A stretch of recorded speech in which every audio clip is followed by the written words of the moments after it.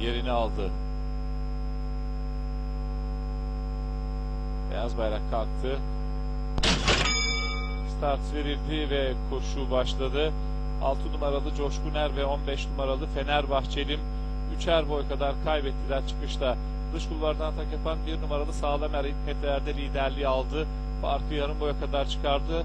Orta kulvardan atak yapan 16 numaralı Mutya'nın hemen onun dışından 10 numaralı Eda Nur'un önlere doğru geldiğini görüyorum ki onların da 2 boy kadar gerisinde 5 numaralı Bey Çıkmaz, hemen dışına 2 numaralı Sayguner çıktı. Daha sonra 13 numaralı Kılıç Aslan, dışında 12 numaralı Gülçer, onun yanına 9 numaralı Terzi Arif sokuldu. Daha sonra 3 numaralı Cihan Nümal sırasıyla koşunun son 800'üne doğru gidiyoruz. 1 numaralı Sağlamer temposunu arttırdı. Aradaki farkı da 2 boya kadar çıkardı.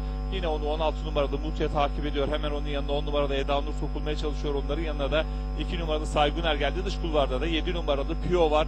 Onların 1 boy kadar gerisinde 14 numaralı Sado dayı sokuldu. Ortalarda da 5 numaralı Bey Çıkmaz var. Koşunun son virajına doğru gidilirken 1 numaralı Sağlamer liderliğini sürdürüyor. Aradaki farkı da 1 boy olarak korumaya çalışıyor. 10 numaralı Eda Nur'un gayretleri var. Onun dışından da 7 numaralı Pio'nun koşunun son 400'ü geçilirken Sağlamer rakiplerine direniyor.